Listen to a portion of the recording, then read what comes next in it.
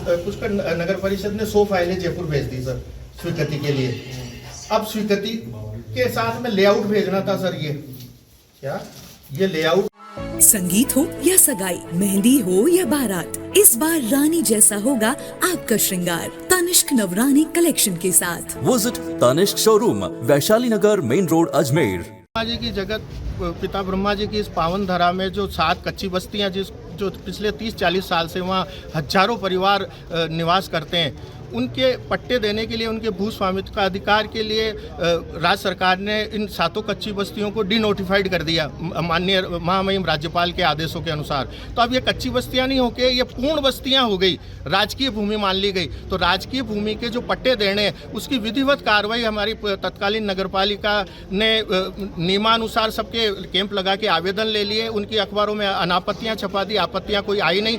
और उसी परिप्रेक्ष्य में लगभग 941 परिवारों का 7 कच्ची बस्तियों का सर्वे करके चिन्हित किया गया। उनमें से 857 परिवारों को पट्टे लेने का हकदार माना। उस आधार पर लगभग 100 से अधिक पत्रावलियां राज्य सरकार के पास स्वीकृति के लिए 1/9/2023 को भिजवाई गई। उसके बाद में फिर 11वें महीने में भिजवाई गई। पर लेकिन आज 1 साल हो गया, इनके साथ पत्रावलियों के साथ उन बस्तियों के लेआउट नहीं भेजे गए, नक्शे, कि भाई कौन व्यक्ति किस प्लॉट नंबर पे बैठा है। पत्रावलियां तो भेजती फर्स्ट लॉट में 100 के ऊपर, पर लेकिन उनके साथ संतोषी माता ढाणी और अंबेडकर कॉलोनी के लेआउट मांगे गए पिछले 23/12/2023 को। पर 1 साल होने को आया, अभी तक नगर परिषद ने लेआउट नहीं भेजे। इस कारण से वहाँ जयपुर से पट्टे की स्वीकृतियाँ नहीं मिल रही है, क्योंकि पुष्कर और माउंट आबू, जैसलमेर और नाथद्वारा, इनमें पट्टे देने का अधिकार राज्य सरकार को है, स्वीकृति देने का। अब ये राजकीय भूमि है, तो राज्य सरकार इस पर, चाहे वो 50 गज का भी पट्टा हो,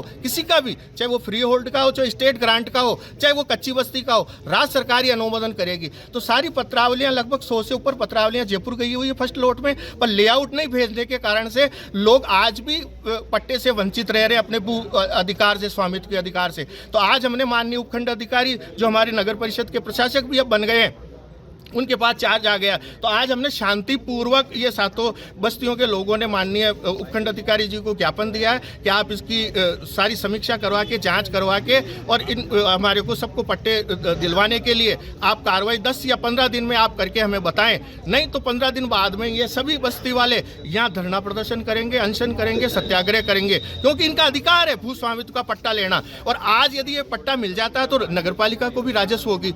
डीएलसी रेट के 10% पे इनको पट्टा मिलना है, कच्ची बस्ती के हिसाब से पट्टा नहीं मिलना है इनको। अब राजकीय भूमि मानते हुए इनको पट्टा मिलना है, तो नगर परिषद को भी लाखों रुपए की आय होगी, और ये भी स्वतंत्र हो जाएंगे। जब इनको पट्टा मिल जाएगा तो ये बैंक में उसको गिरवी भी रख सकते हैं, बैंक से लोन भी ले सकते हैं, अपना मकान आगे भी बना सकते हैं। परिवार में भी उनके 4 भाई हैं, तो आपस में वो अपना बंटवारा भी कर सकते हैं। तो इसलिए आज हमने इनको ज्ञापन दिया, सभी बस्ती वासियों ने, 7 कच्ची बस्ती वासियों ने। ये जो कच्ची बस्ती है, 7 कच्ची बस्ती है, जो गरीब आदमी हैं, जो गरीबी की रेखा से रह रहे हैं, जो जिनको आज तक इस सरकार के अंदर 2023 से लेकर के 2024 तक इनको जो 13 महीने में पट्टे नहीं मिले, जो इनका अधिकार है, और जो इनको 10% डीएलसी रेट से जो पट्टे मिलने हैं, तो राज्य सरकार से हमारी यही विनती है, प्रशासन से हमारी यही विनती है कि इन गरीब आदमियों को अपना अधिकार मिले।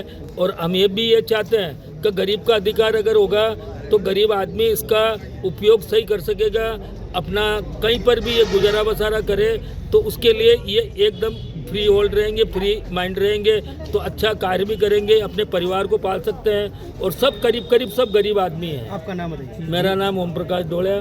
जो 7 कच्ची बस्तियाँ हैं, इनके पट्टे देने के लिए जो इन्होंने रोक रखे हैं, राज्य सरकार की मंशा नहीं है, या पता नहीं क्या पता किस कारण इन्होंने, यहाँ की राजनीतिक व्यवस्था के कारण इन्होंने रोक रखे हैं। तो हम चाहते हैं कि शीघ्र कार्य जो यहाँ लेआउट, जो यहाँ के प्रशासक हैं एसडीएम साहब, ये वहाँ राज्य सरकार को भेजे, ताकि गरीब लोगों को राहत मिल सके और पट्टा मिल सके। आगे क्या कार्रवाई?